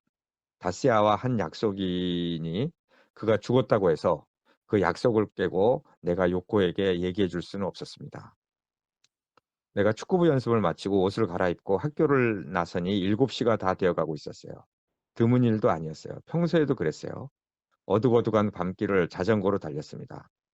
다스야가 영어 회화부에 나가는 날과 내 연습 날이 겹치면 다스야와 둘이서 집으로 자전거를 타고 향하곤 했어요. 자전거 경주를 한 적도 있었습니다. 처음에는 막상막하했지만 읽고 내가 다스야를 연거푸 이기게 되었어요. 그걸 계기로 그 경주는 하지 않게 되었습니다. 그런 생각들을 하면서 자전거 페달을 밟고 있는데 갑자기 자동차의 헤드라이트가 내 앞쪽으로 급하게 다가오는 것이 보였어요. 다스야는 이럴 때마다 어김없이 자전거에서 내려 차를 먼저 보냈습니다. 그 정도로 조심성 있는 성격이었어요. 그런 다스야가 옥상에서 떨어졌다고? 그런 말을 믿을 수 있을 리가 없습니다. 그런 생각을 하며 그대로 자전거를 탄 채 자동차를 지나치려 했어요. 그때 헤드라이트가 눈앞에서 위쪽을 비쳤습니다. 빌어먹을 운전자가 하이빔을 켠 것이었어요. 더군다나 그 타이밍이 너무 나빴습니다. 갑작스러운 불빛에 놀라 순간적으로 내가 균형을 잃고 넘어질 뻔했어요. 브레이크를 잡고 다리로 버텨서 간신히 차는 피했지만 하마터면 큰일 날 뻔했습니다. 내가 망할 자식 하고 배기가스를 남기고 멀어져가는 차를 향해 소리쳤어요. 그러나 마음속으로는 전혀 다른 생각을 하기 시작했습니다. 요코는 놀란 얼굴로 나를 보며 말했다. 너 진심이야? 진심이야. 누가 이런 이야기를 농담으로 하겠는가? 아시아는 살해된 거야. 그렇지만 요코는 뭔가 생각하는 듯 혀로 입술을 적셨다.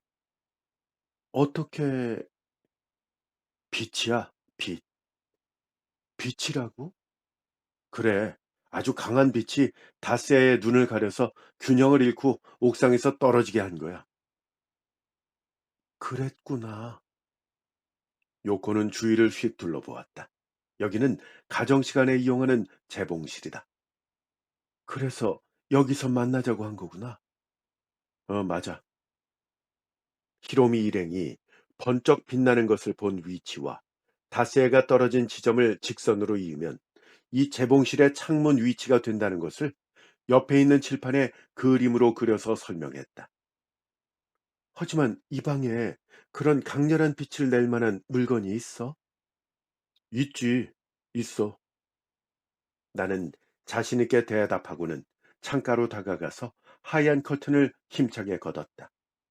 순간 5월의 강한 햇살이 예각으로 비쳐들었다. 그날도 오늘처럼 쾌청한 날이었지. 그러니까 범인 입장에서는 이 태양 광선을 활용하지 않을 수 없었던 거야. 이 거울? 그래, 이 거울을 쓴 거지.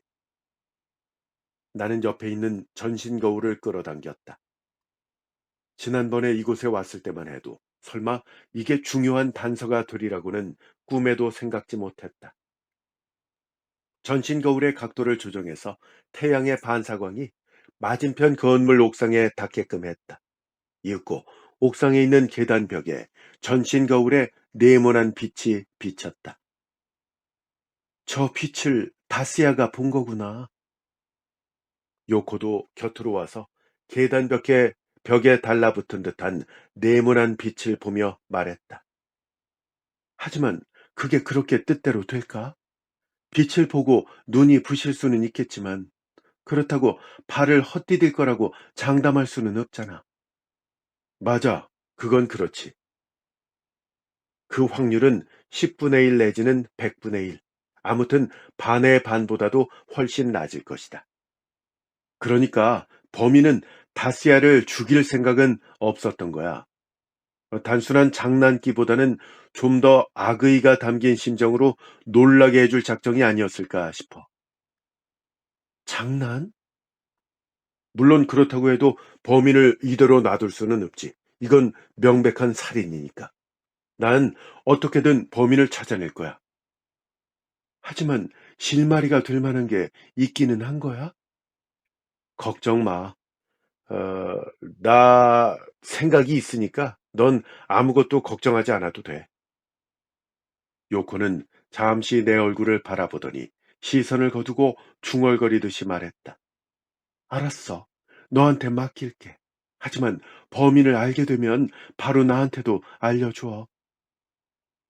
나는 알았다고 대답하면서 전신 거울을 제자리에 갖다 놓았다. 계단벽에 붙어 있던 네모난 빛은 한순간에 파란 하늘로 사라졌다. 범인은 그때 우연히 재봉실에 있었던 것이다. 장난을 치기 위해서 일부러 재봉실까지 왔다고는 생각할 수 없었다. 전신 거울을 이용해서 햇빛을 반사한다는 건 그야말로 불현듯이 떠오를 만한 아이디어다. 이렇게 되면 그날 방과 후에 누가 재봉실에 있었느냐가 문제가 된다. 먼저 그것부터 알아볼 필요가 있었다. 가정 담당 가토 선생님은 묘한 내 질문에도 싫은 내색 하나 없이 그날이라면 2학년 7반과 8반이 사용했다고 대답해 주었어요. 그 사건과 관계가 있을 거라는 생각에 이해해 준 것인지도 몰라요. 다스야의 죽음은 결국 사고사로 처리되겠지만 풀리지 않은 의문점이 남아 개인적으로 흥미를 느끼는 사람도 제법 될 것입니다. 가토 선생님은 이어서 6교시에는 7반과 8반 수업이었는데 수업 시간 중에 과제를 못 끝낸 사람은 방과 후에 재봉시를 써도 좋다고 했는데 하지만 그 사고가 일어났을 때는 아무도 없었던 걸로 알고 있다고 말을 했어요. 나는 맨 마지막까지 남아 있었던 학생이 누구냐고 물었어요. 그러자 가토 선생님은 자신도 잘 모른다고 말하는 찰나 막 가토 선생님 옆을 지나가는 여학생을 불러 세웠어요. 2학년 7반 부반장 아오이라는 학생이었어요. 쇼트커트에 햇볕에 그을린 피부 한눈에 봐도 활달해 보이는 아이였어요. 가토 선생님은 그녀에게 내 질문을 전했어요. 하지만 그녀 역시 모른다고 대답을 했습니다. 그런데 이 아오이라는 학생이 재봉실에서 마지막으로 나온 학생이 누군지 알아보겠다고 말했어요. 아오이는 눈을 반짝이면서 자신이 빠짐없이 보고 있다는 수사극 드라마를 3편쯤 말했어요. 나는 어느 것도 본 적이 없어 적당히 맞장구를 쳐주다 보니 어느새 그녀의 도움을 받아들이고 있었어요. 그리고 그날 밤 그녀가 첫 번째 소식을 전해왔습니다. 그날 재봉실을 마지막으로 사용한 반은 7반이 아니라 8반이었다고 알려왔어요. 아오이에게 내가 8반에 가서 물어보겠다고 하자 아오이는 자신이 이것도 알아보겠다고 신바람이 난 목소리로 말했습니다. 진정으로 이런 일을 좋아하는 아이 같았어요. 이틀 뒤에 가사이 하루카가 자살하려 했다는 소식을 듣게 됩니다. 수면제를 먹은 모양이지만 치사량에 미치지 않아 생명에는 지장이 없다고 했어요. 이 소식을 전해준 사람은 축구부의 여자 매니저였습니다. 그녀는 2학년 8반에 친한 친구가 있어서 그쪽에서 정보를 얻었다고 얘기를 했어요. 그녀는 하루카의 자살 기도였다는 건 몇몇 학생들만 아는 사실이니까 내게 여기저기 얘기하고 다니지 말라고 했어요. 그렇게 말해놓고서 그녀 혼자 소문을 퍼뜨리고 다녔어요. 그날 밤 아오이에게 전화가 왔어요. 수화기를 통해 들려오는 그녀의 목소리는 들떠 있었습니다. 자신이 그날 마지막까지 재봉실에 남았던 학생을 알아냈는데 그녀의 이름은 하루카라고 했어요. 하지만 본인에게는 아직 확인하지 못했는데 하루카가 오늘 학교에 나오지 않았기 때문이라고 말합니다. 하루카는 지난번 다스야가 죽은 다음 날 옥상을 향해서 다스야가 떨어진 옥상을 향해서 꽃을 들고 왔던 그 학생이었습니다. 이튿날 점심시간에 운동장 벤치로 요코를 불러냈어요. 운동장에서는 아이들이 소프트볼을 하고 있었어요. 요점만 먼저 이야기했습니다. 요코는 지난번에 다스야가 살해되었다고 말했을 때만큼, 아니 그때보다도 더 놀란 듯했어요. 뭐라고? 하루카가 범인이라고? 나는 고개를 끄덕여 대답을 대신했다. 설마, 왜? 글쎄, 그건 나도 모르겠어. 난 이번에는 고개를 가로저었다. 모른다고? 근데 어째서 하루카가 범인이라고 말하는 거야? 그건 조사 결과가 그래. 아오이에게 귀중한 도움을 받았고 하루카가 자살을 기도했다는 소식을 요코에게 알려주었다. 하루카의 자살 미수는 요코도 알지 못한 듯 상당히 충격을 받은 모습이었다. 아오이가 꽤나 요란하게 움직인 모양이야. 그 사건과 관계가 있다고 하면서. 그러자 하루카는 불안을 느끼고 자살하려고 한 거겠지. 나는 형언할 수 없을 정도로 마음이 개운치 않았다. 이런 식으로 범인을 몰아세우려던 게 아니었기 때문이다. 하지만 하루카가 왜? 그래서 말인데, 넌 좀 짚히는 거 없냐? 다세에 관한 거라면 뭐든지 알고 있잖아. 그건 말도 안 돼. 아무리 다스야라고 해도. 그녀는 고개를 설레설레 저었다. 우리는 한동안 침묵했다. 지금 여기에 다스야의 연인과 다스야의 절친이 있는데 그에 관해 아는 게 없다. 마침내 요코가 천천히 입을 열었다. 저기 말이야. 내가 직접 하루카를 만나볼게. 그리고 진상을 물어볼게. 나한테는 분명 얘기할 거야. 네가 직접 하루카를 만난다고? 응. 생각해보니 그것도 괜찮을 것 같았다. 하루카도 요코에게라면 진실을 말할지도 모른다. 알았어. 그럼 요코 너한테 맡길게. 사실 달리 손쓸 방도도 없었다. 그리고 사흘 뒤인 일요일, 나는 요코의 연락을 받고 그녀의 집으로 갔다. 요코의 방은 2층에 있었다. 거기 들어가는 건 초등학교 이래 처음이다. 요코는 하루카를 만나고 온 이야기를 내게 해 주었다. 다스야한테도 원인이 있었어. 하루카가 다스야에게 준 러브레터를 영어 회화부의 다른 아이에게 보여줬대.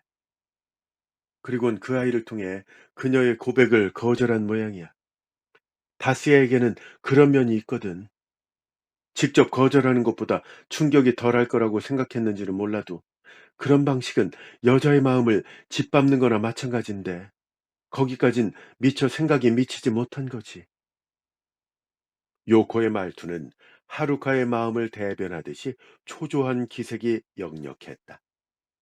그래서 하루카는 보복으로 다스야를 조금 겁주려고 그런 짓을 한 거래. 하지만 설마 그렇게까지 될 거라고는 생각지도 못했다면서 울더라고. 나머지는 거의 너의 추측대로야. 재봉실에 늦게까지 남은 학생들을 조사하고 있다는 걸 알았을 때 모든 것을 포기했대. 그래서 죗값을 치르려고 자살을 기도한 건데 왜 죽지 못했을까 아쉬워하더라고. 아, 그렇게 된 거였구나. 그러니까 다스야가 하루카한테 러브레터를 받았는데 그걸 다른 아이한테 그 대신 거절해 달라고 그래서 거기에 대한 앙심을 품게 됐다. 그렇게 된 거구나. 이럴 때는 무슨 말을 어떻게 하면 좋을지 짐작조차 가지 않았다. 누가 잘못한 건지도 모르겠다. 아마도 누구도 잘못하지 않았고 또 한편으로는 모두가 잘못한 것일 것이다. 작은 고의로구나. 문득 머릿속에 떠오른 말을 입에 담았다. 하지만 요코는 아무 말도 하지 않았다. 시간이 흘러 다스야가 죽은 지 1년이 지났습니다. 북풍이 귀를 잡아 뜯을 듯이 몰아치는 한겨울이에요. 안마 시술소 전단지가 발원저리에 달라붙더니 날아갔어요. 육교라는 데는 왜 이다지도 더러운 걸까? 한낮에도 술주정뱅이에 토사물이 한두 군데는 어김없이 눈에 들어와요. 피곤한 기색의 산타클로스와 연말 불우이웃 돕기 모금함을 들고 있는 여자아이가 내 앞을 지나갔어요. 묘하긴 하지만 눈에 익은 조합입니다. 외투에 깃을 세우면서 왜 나는 이런 곳에서 그녀를 만나자고 한 걸까 생각해 봤어요. 아마 내가 그녀에게 전화했을 때 기분이 그랬기 때문이리라 하고 생각했어요. 그렇게 내 마음은 으스스하게 메말라 있었습니다. 그런 기분이 들게 한 것은 한 통의 편지 때문이었어요. 그 편지를 보낸 사람은 다스야의 어머니였습니다. 이렇게 편지는 시작되었어요. 1년도 지난 일이니 이제 와서 웬일인가 싶기도 할 테지. 첫 문장을 읽고 적잖이 긴장했습니다. 다스야의 어머니가 이제서야 다스야의 죽음에 관한 나와 요코만의 비밀을 알게 된 걸까 하는 생각이 들었기 때문이에요. 그러나 편지의 내용은 그런 것이 아니었어요. 다스야의 어머니는 재봉실의 전신 거울도 하루카도 알지 못하는 듯 했어요. 다스의 어머니는 편지에 1년도 지난 일이니 이제 와서 웬일인가 싶기도 할 테지 하고 쓴 다음에 이렇게 이어나갔어요. 오랜만에 그 아이의 방을 청소하다가 그것을 발견했단다. 편지에는 다스아의 방을 청소하다 발견했다는 그것에 관한 이야기만 적혀 있었어요. 편지지를 들고 있는 내 손이 떨리는 것을 느꼈습니다. 그 사실을 그때 알았더라면 사건은 완전히 다른 식으로 해결되었을 것입니다. 어제 졸업한 후 처음으로 모교에 다녀왔습니다. 그리고 다스야가 떨어진 그 옥상에 올라가 보았어요. 어찌된 영문인지 옥상으로 나가는 문에는 자물쇠가 채워져 있지 않았어요. 내가 옥상에 서서 모든 수수께끼를 풀었습니다. 실마리는 정말 뜻하지 않은 곳에 숨어 있었어요. 동시에 깊은 허탈감에 휩싸였습니다. 차라리 가슴속에 진상을 묻을까 하는 생각이 들었을 정도였어요. 하지만 그럴 수는 없었어요. 그럴 수 없다는 것은 내가 누구보다 잘 알고 있어요. 또다시 차가운 바람이 세차게 불어왔어요. 중학생으로 보이는 몇몇 여자아이가 치마를 붙잡고 내 앞을 지나갔어요. 그들의 뒷모습을 보고 있는데 누군가가 옆에서 내 어깨를 두드렸습니다. 지금 뭘 보고 있는 거야? 돌아보니 직장 여성 못지않은 어른스러운 화장에 표정만은 예전 그대로인 요코가 웃고 있었다. 취향이 롤리타 콤플렉스로 바뀐 거야? 그런 야유를 던지면서 걸음을 때려는 요코에게 저 오늘은 데이트 아니야 라고 말했다. 사실 할 얘기가 있어. 이야기가 있다고? 요코는 조금 당황한 듯이 고개를 갸웃거리더니 그럼 찻집에라도 들어갈까? 제법 괜찮은 데를 발견했거든. 이라며 제안했다. 하지만 나는 아냐 라고 말하며 침울한 얼굴로 그녀를 보았다. 여기서 하면 돼. 여기서? 이렇게 매서운 바람이 몰아치는 곳에서 이야기를 하자고? 어떻게 된 거 아니냐? 평소에 요코라면 그렇게 말했을 것이다. 하지만 그녀는 이번에는 그렇게 말하지 않았다. 나의 눈빛을 보고 장난을 치고 있는 게 아니라는 걸 알아차렸는지도 모른다. 다스야 일이야. 다스야? 있잖아, 료짱. 그 이야기는 더 이상 하지 않기로 약속했잖아. 이게 마지막이야. 나는 이렇게 말하며 요코의 얼굴을 똑바로 쳐다보았다. 그녀도 잠시 내 눈을 쳐다보더니 이내 눈길을 피했다. 그래, 알았어. 그럼 여기서 들을게. 그녀는 코트 주머니에 손을 넣고 육교 아래를 내려다보았다. 그곳에서는 막힌 도로 위의 차들이 겨루기라도 하듯이 배기가스를 뿜어대고 있었다. 따지고 보면 내가 이렇게 요코와 만나고 있는 것도 묘한 일이다. 나는 늘 다스야 뒤에 가려진 존재였고 나의 첫사랑 같은 건 어렴풋한 추억이 되어 오래된 앨범과 함께 사라질 운명이었을 것이다. 우리는 그 사건 이후 급속히 친밀해졌지만 다스야에게는 지금도 미안한 마음이 있다. 그래도 다스야 다음으로 요코가 마음을 허락할 수 있는 사람은 나밖에 없다는 허울 좋은 명분으로 오늘에 이른 것이다. 하지만 역시 그런 건 억지스러웠다. 그때 요코의 하얀 옆얼굴을 보며 말을 꺼냈다. 그때 마지막까지 도저히 이해가 되지 않는 게 있었어. 그건 다스야가 왜 혼자서 그런 곳에 있었느냐 하는 거야. 그럼 그걸 알게 된 거야? 요코는 그 자세 그대로 표정도 변하지 않고 물었다. 응, 알게 됐어. 절망적인 기분으로 나는 대답했다. 다시야는 그때 혼자가 아니었어. 너랑 함께 있었지.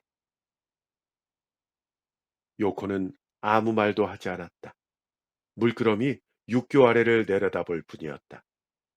그녀에게 다스야 어머니가 보낸 편지에 대해서 말했다. 청소를 하다가 발견한 것은 다스야가 작년에 쓰던 스케줄표였다. 그리고 거기에는 그날의 일정도 적혀 있었다. 어머니의 편지에 따르면 다스야와 요코는 방과 후에 만나기로 되어 있었다. 너희 둘은 그날 방과 후에 옥상에서 만났어. 다스야는 바로 네 눈앞에서 떨어진 거고. 하지만 사건 현장을 목격한 배구부 1학년 여자아이들은 다스야 말고는 아무도 없었다고. 내가 거기까지 듣고 요코의 말을 가로막았다. 옥상에는 계단실이 있잖아. 어제 확인하고 왔어. 그 여자아이들이 배구를 하던 위치에서는 계단실에 가려서 네 모습이 보이지 않았을 가능성이 커. 하지만 내가 알고 싶은 건 그런 게 아니야. 어제 하루카도 만났어. 요코의 표정에 변화가 일었다. 순간 숨을 멈추는 건 알 수 있었다. 하루카는 좀처럼 솔직하게 이야기를 해주려 들지 않더라. 굴처럼 입을 꽉 다물고 있었어. 그래도 경찰에게는 알리지 않겠다고 설득해서 가까스로 이야기를 들을 수 있었지. 넌 분명 다스야와 함께 있었어. 하지만 네가 하루카의 입을 막았지. 하루카의 거울 진상을 경찰에게 알리지 않겠다는 조건으로 말이야. 그래서 난 알고 싶었어. 어째서 넌 다스야와 함께 있었다는 사실을 그렇게 숨기고 싶어 했는지 말이야. 그러자 요코가 갑자기 내 쪽으로 얼굴을 돌렸다. 창백한 얼굴이지만 뜻밖에도 웃음을 머금고 있었다. 료짱, 넌 전혀 짚히는 게 없니? 없어. 난 고개를 가로저었다. 하지만 추리는 하고 있어. 너의 추리 들려줘. 그녀는 마치 재밌는 이야기를 재촉이나 하듯이 내 얼굴을 들여다보았다. 이번에는 내가 육교 난간에 기대서 아래를 내려다보았다. 그날처럼 그 옥상에 올라가 봤어. 그리고 네가 서 있었을 것으로 추정되는 장소에 서서 그날 상황을 떠올렸어. 그랬더니 그때까지 깨닫지 못한 것이 보이더라. 그 전신 거울 말이야. 그 전신 거울이 네가 서 있는 위치에서는 당연히 그 재봉실 창가에 놓인 그 거울이 보였을 거야. 나는 거기서 일단 말을 끊었다. 요코, 지금부터 하는 얘기는 전부 내가 상상한 거야. 아니, 공상일지도 몰라. 그래도 끝까지 들어줘. 다스야와 요코, 이 두 사람은 연인 사이.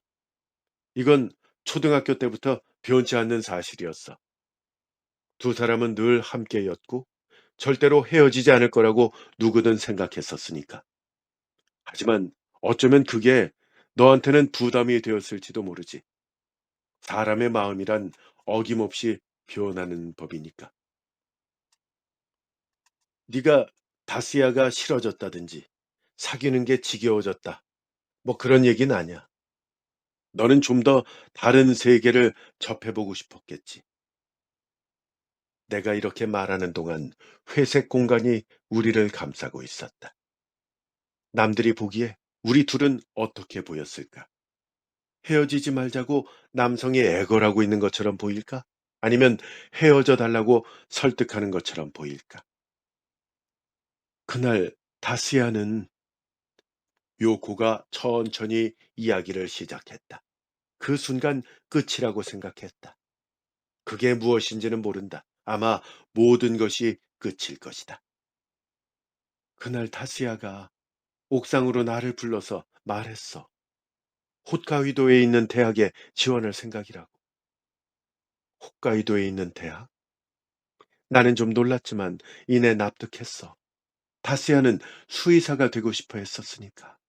하지만 이어진 말에 난 정말로 놀라고 말았어. 나한테 함께 홋카이도에 가자는 거야. 함께 홋카이도 대학에 지원하자고 말이야. 나는 놀란 나머지 기가 막히더군. 그래서 잠자코 있었는데 이런 말을 하더라. 난 앞으로도 줄곧 너만을 좋아할 자신이 있다. 너를 위해서라면 뭐든 할 수 있다. 그러더니 그 증거를 보여주겠다면서 옥상 난간으로 막 올라갔어. 그때 난 다스야라는 존재가 엄청 부담스러웠어. 다스야가 나를 좋아한다는 사실도, 그리고 다스야와 함께한 과거도 엄청 부담스러웠어. 이 말을 듣고 내가 요코에게 물었다. 아니, 왜 그때 솔직하게 말하지 않았어? 그래서 그만 끝내자고? 그래, 넌 그 말을 했어야 했다고. 그럼 류짱이 나랑 사귀었을까? 뭐라고? 나? 잠시 망설였다. 아니, 망설이지 않았다. 대답은 뻔하다. 아니다. 고리타분하지만 우리 우정은 그랬다. 거봐. 그래서 괴로웠어. 솔직히 말할게. 초등학교, 중학교 시절에는 다스야가 분명 내 이상형이었어. 남에게 지지 않으려는 성격에 끌렸었다고. 그렇지만 고등학교에 들어간 뒤로 다스야는 점점 변했어. 지는 것에 익숙해졌고 평범한 것에 만족하기 시작했어. 그 무렵부터 나는 류오짱, 너에게 마음이 끌렸어. 너는 1등은 아니었지만 늘 무언가를 목표로 삼아 나아갔으니까. 난 그런 눈빛이 살아있는 사람이 좋아. 말해봐. 이래도 내가 바람기가 있는 거니? 고작 고등학생 나이에 다른 사람을 좋아하게 된 것이 그렇게도 잘못된 거야? 요코의 표정은 울면서 웃고 있는 것 같았다. 그 슬퍼 보이는 눈동자가 내 마음에 아로 새겨졌다. 난 더 이상 사랑에 속박되는 것이 견딜 수가 없었어. 다스야의 연인이 아니라 나 사에키 요코로 살아가고 싶었다고. 하지만 아무도 그렇게 봐주지 않았어. 마치 남들이 내 인생을 결정해 버린 것처럼 말이야. 좋아하는 사람에게 내 마음을 고백할 수조차 없었어. 게다가 다스야의 그 진지함이 나를 무겁게 짓눌렀어. 맞은편 건물에서 무언가가 빛난 건 바로 그때였어. 부정하지 않을게.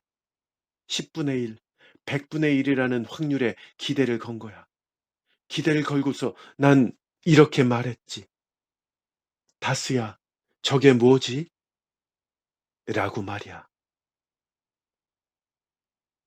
가느다란 음성이었지만 내 귀에는 크게 외치고 있는 것처럼 들렸다. 어릴 때 싹튼 사랑이 이런 최후를 맞을 것이라고 누가 예측이나 했겠는가.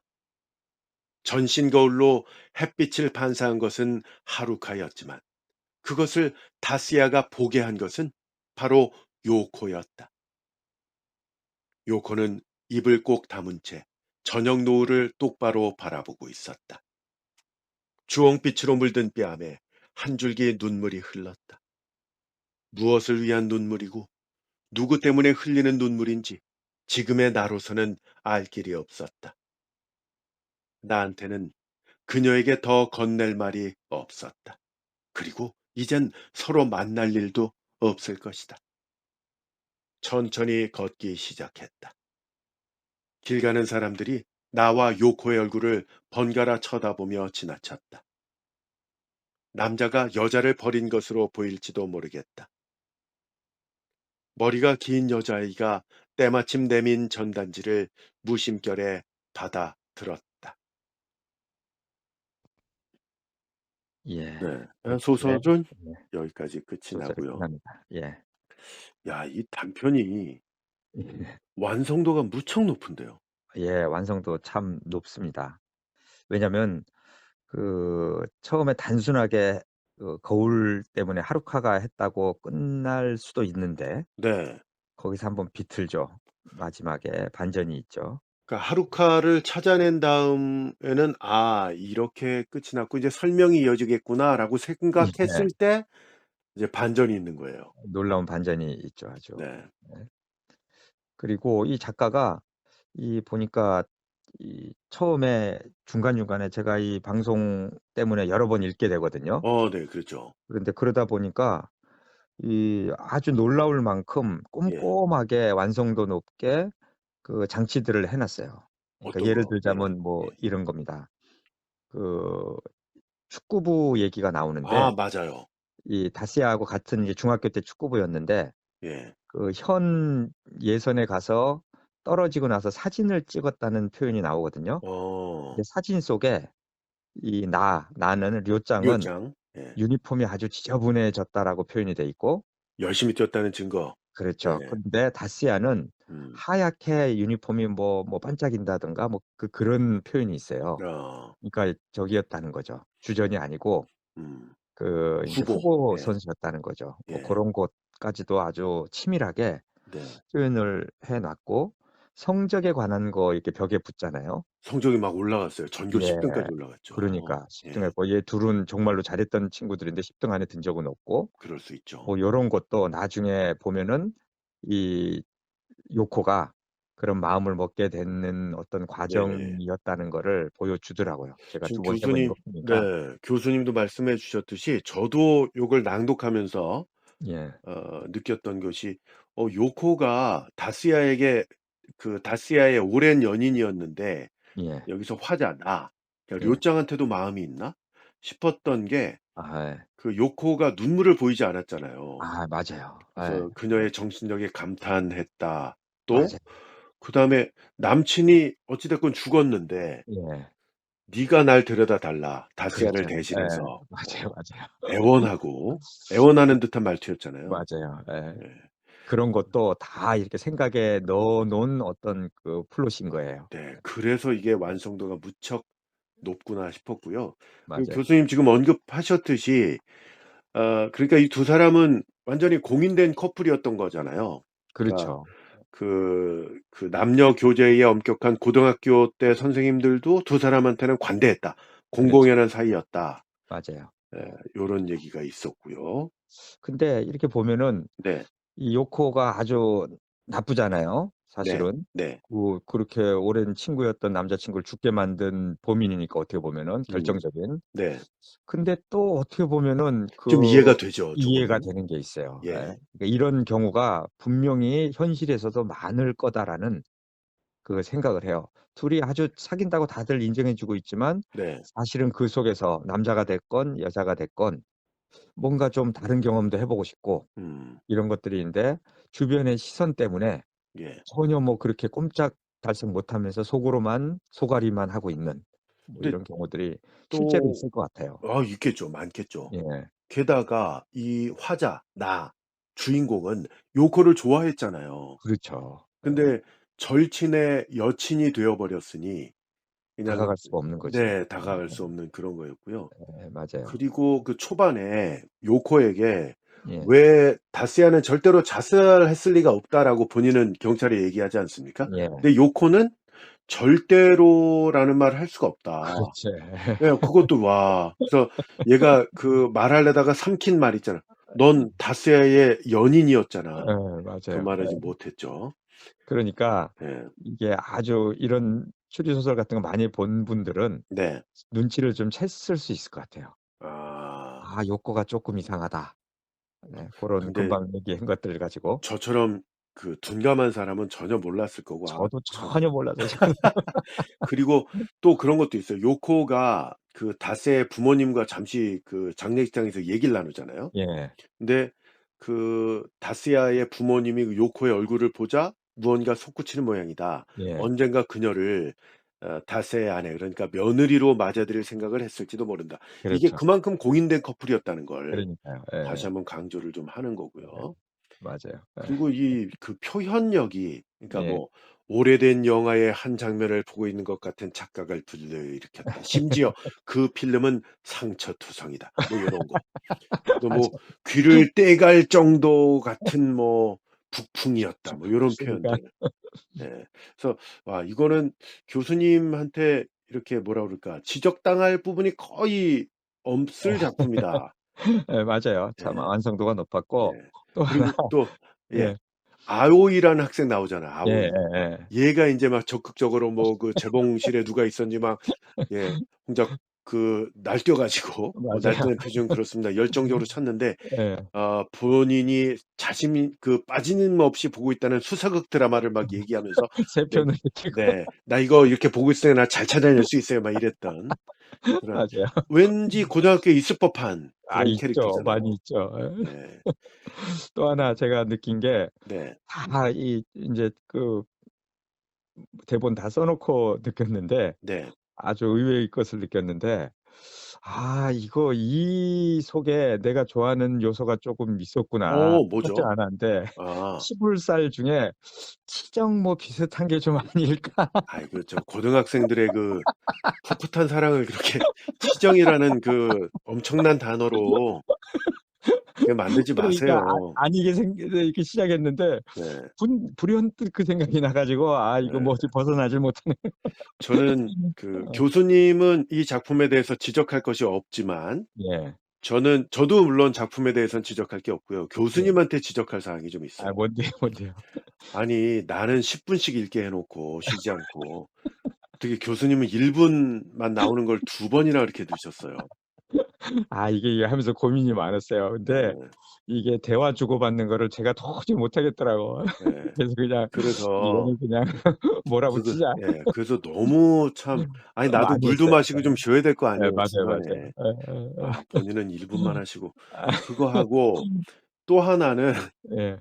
이게 학생들이 나오는데 예. 그 뭡니까?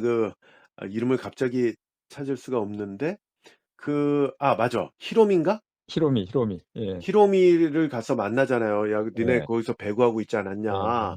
또 예. 자기는 잘 모르겠고 하면서 저쪽으로 뛰어가더니 5 명을 데리고 와. 맞아요. 아이고 큰일 났구나 이거. 저는 5 명. 속으로 5 명을 이거 어떻게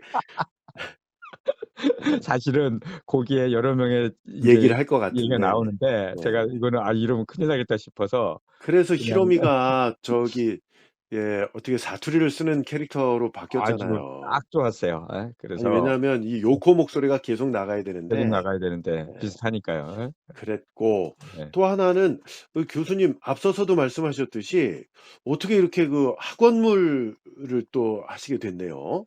그러니까 저도 참 특이한데 제가 그런 걸 좋아하는지 몰랐어요. 근데 네. 하다 보니까 '내가 이쪽을 좋아하는구나.'를 알게 됐는데 네. 이게 보니까 학생 시절의 이야기가 무척 재미있는 것 같아요. 재밌죠. 예. 누구나 겪어온 과정을 인제 추억해 볼 수도 있고 네. 그렇기도 하고 그래서 제가 한번 찾아봤어요. 히가시노 게이고가 이 초중고 소재로 한 게 꽤나 많더라고요. 네. 보니까 데뷔작이 방과후라는 데뷔작인데 85 년도 작품인데 학원물이죠 예 대표적인. 에드거 알란 포상 탄 건데 네. 요것도 고등학생들의 이야기인가요? 그렇고 또 마구라는 거 아주 재밌는 소설인데 이거 야구 선 고등학교 야구 선수, 야구부. 야구 예. 선 예 야구부고 동급생 이것도 고등학생들 이야기고 네. 뭐 오사카 소년 탐정단 요거는 초등학생들 초등학생이 얘기고. 주인공으로 나오고 예. 또 우리 그렇게 아주 극찬하는 비밀 예. 요것도 보면은 그 아이가 성장해 나가는 초등학교, 중학교, 고등학교 때 이야기가 많이 나와요. 네. 대학 때도 나오지만. 그래서 학생 시절의 이야기를 뭐 사람들도 좋아하고 저도 좋아하고 음 작가들도 꽤 많이 쓰는구나 이제 알게 됐죠. 네. 그리고 이것은 뭐 히가시노 게이고에 국한된 얘기는 아닌데 교수님께서 최근에 고르신 작품들이 그 여자 주인공이 악녀로 등장하는 작품을 많이 소개를 하셨어요. 이거는 지금 쪼금 네. 풍장의 교실 그다음 맞아요. 그 직전에 새벽거리에서 새벽거리에서도 좀 그렇고 그 네. 주인공 남자 주인공이 이용해 먹는 거잖아요 어떻게 보면은. 예? 근데 그 뭐 악녀까지는 아니다 또 그건. 악역까지는 예. 아니지만. 그리고 풍장의 교실도 뭐 악녀는 아닌데 어쨌건 여자 아니면은 주인공이 있는 그런 맞아요. 예. 설정들이죠. 네. 그래서 나오는데 인제 이거는 순전히 우연입니다. 제가 무슨 뭐 여자를 이렇게 안 좋게 하는 그런 전혀는 주인공을 아니죠. 찾아서 예. 전혀 아니고 네. 제가 그러다가 이 생각을 하다가 우연히 또 어떤 재밌는 생각이 하나 들었는데 네. 제가 그 2018 년도에 그 오사카에 있는 히가시노 게이고 모교를 방문했다는 얘기는 인제 많이들 들어보셨을 것 같은데 그냥 거기까지만 말씀을 하시면 안 되고요. 예. 함께 여행을 갔던 가족들을 내팽개치고 내팽개치고 혼자서 오사카 부립대학교에 방문했었다라는 게 핵심이죠. 그렇죠. 네. 핵심이죠. 네.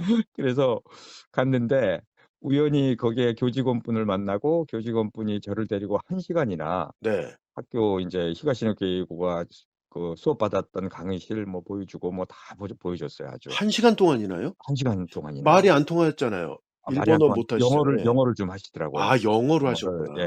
그래 가지고 네. 교직원분이었는데 네. 그래서 도서관도 보여주고 도서관에 갔더니만은 히가시노 게이고 책장 쫙 있고 네. 물론 제가 가지고 있는 책의 한 3분의 1 정도밖에 안 됐지만 그 거기에 교수님이 놀랐지만 더 전문가죠 사실. 세계 최고죠. 네. 그러니까요. 그리고 갈릴레오 그 시리즈 유가와 교수 네. 거기 시리즈가 유명했는지 갈릴레오 로드라는 공식적인 이름이 붙어 있어요. 어. 그냥 그렇게 부르는 게 아니고 네. 지도에도 갈릴레오 로드라고 나와 있는 학교에 이제 조그만 오솔길인데 근데 그거는 실제 갈릴레오를 기념하는 걸 수도 있잖아요. 실제 인물. 유가와 교수가 아니라. 그래서 물어봤더니 아니더라고요. 어. 이 히가시노 게이고가 그 오솔길로 이렇게 산책을 자주 했대요. 그래 가지고 붙였다고 그러더라고요. 그러니까 예. 깜짝 놀랐는데 네. 어쨌거나 거기를 갔는데 그 마지막에 뭐 프린트를 해서 전단지를 하나 줬는데 예. 이게 재밌었어요 아주. 음. 이게 그 오사카 브립대학교 비교 문학 교수님인데 네. 여자 교수님인데 히가시노 게이고에 관련된 특강을 한다는 전단지를 하나 줬어요. 아 그래요? 예. 그래 가지고 그거를 제가 꾸역꾸역 인제 한자도 있고 하니까 좀 이 번역을 해 봤는데 네. 특강 제목이 좀 재밌더라고요. 네.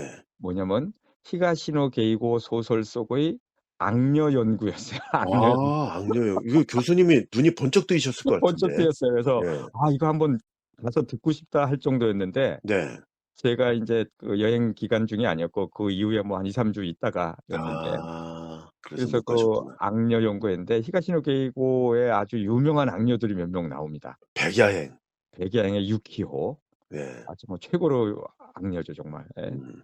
그리고 환야의 미후유 아. 뭐 이렇게 뭐 여러 명 나오는데 하여간 아주 그 생각이 좀 나더라고요. 어.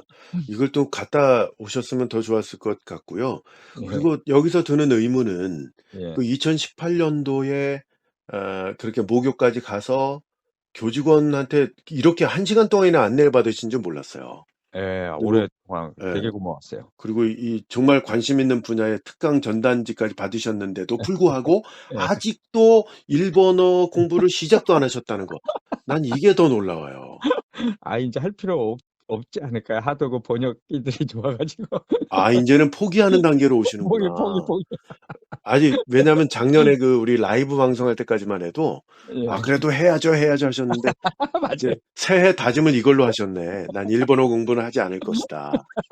아 알겠습니다. 예. 그 교수님 요 그 작은 고의 너무 재밌게 네. 봤는데 우리가 앞서서 설명을 할 때 예. 요 그 범인 없는 살인의 밤 예. 여기 좀 들어있는 거라고 했지 않습니까? 근데 맞아요. 이게 드라마로 만들어진 얘기는 좀 나중에 하겠다고 했는데 지금이 그때입니다. 그거 좀 해 드릴게요. 네. 이게 7 편의 단편들이 있는데 5 편이 드라마화가 됐어요. 어. 후지 TV에서 2012 년에 방영한 11 부작 드라마가 있어요. 네. 이름이 히가시노 게이고 미스테리즈라는 건데 네. 여기서 이게 인제 왜 7편 전체가 11 편인데 5 편만 있냐면은 어. 나머지 6 편은 다른 책에서 또 갖고 왔어요. 아 그렇군요. 수상한 사람들 그 무렵 누군가에서 5 편을 갖고 왔고 네. 그러니까 6 편을 갖고 왔고 범인 없는 살인의 밤에서 5 편을 갖고 왔는데 네. 그러니까 제일 많이 갖고 온 거죠. 한 권에서 갖고 왔으니까요. 그러네요. 이게 우리 오늘 다룬 작은 고의 이게 있어요. 아. 드라마에서도. 요거 한번 보고 싶네요. 봤는데 예. 상당히 재밌더라고요. 아. 왜냐면 그 남자 주인공 둘 하고 여자 주인공 이 3 명이 인제 주인공이잖아요. 네. 근데 딱 아주 맞게끔 인물들을 골랐어요. 어. 아주 이쁜 여자 주인공에다 네. 그 다스야는 아주 잘생겼는데 약간 좀 느끼하게 생긴 어. 그리고 료짱은 뭔가 좀 착하게 생긴 어떤 잘생겼는데 여기도. 어. 그래 가지고 "캐스팅을 참 잘했다." 얘기가 들고 네. 드라마를 상당히 잘 만들었어요. 음. 드라마 작은 고의에 관한 이야기라는 이름인데 1 시간 정도 재밌게 분량되나요? 한 50분 정도 됐던 것 같아요. 음. 재밌게 봤고 네. 그 이외에도 뭐 끝없는 밤, 뭐 하얀 흉기, 굿바이 코치, 범인 네. 없는 살인의 밤 요렇게 5 편을 드라마로 만들었습니다. 저도 이거 보고 싶은데 어떻게 볼 네. 수 있어요? 이걸 어디서 봐야 될지 모르겠네. 아 교수님은 어떻게 보셨는데요? 어떻게 하여간에 본 것 같아요. 어디서 뭐 아. 읽었던 것 같기도 하고. 예. 어떻게 우리도 그럼 다들 어떻게 봐야 되는 어떻게 거네. 보시기 바랍니다. 그래야 되겠네요. 예. 근데 어쨌건 우리가 늘 얘기하지만 원작을 뛰어넘는 영상은 아예 없죠. 거의 없다고 봐야죠. 예. 그럼요. 거의 그러니까 없다고 봐야죠. 예. 어떤 작품들은 정말 이 글로 읽는 거는 상상이 되지 않습니까? 그럼요. 예. 지금 작은 고이라는 작품에 학교가 등장하는데 '아 이랬겠구나 저랬겠구나.' 머릿속에 들어있는 그건 맞아요. 사람마다 다 다르죠. 근데 그걸 맞아요. 눈으로 보는 순간 상상력이 와장창 하고 맞아요. 깨져 버릴 수가 있다. 맞아요. 예. 예. 라는 맞습니다. 겁니다. 예. 범인 없는 살인의 밤에서 작은 고이 줄거리 해석과 낭독으로 해 드렸습니다. 이 짧은 작품인데 여러 차례 읽고 또 요렇게 꾸며 주셔서 지금 시간이 꽤 갔잖아요. 예. 네. 그렇죠. 이건 정말 교수님이 아니면 해낼 수가 없는 작업이다. 라는 말씀 예. 드리면서 또 우리 구독자 여러분들의 그 감사의 마음을 제가 대표로 전합니다. 고생 그렇습니다. 많으셨어요. 예. 감사합니다. 네. 성균관대학교 박인곤 교수님과 함께 했습니다. 애청자 여러분 함께 해 주셔서 고맙습니다. 다음 시간에 뵙겠습니다.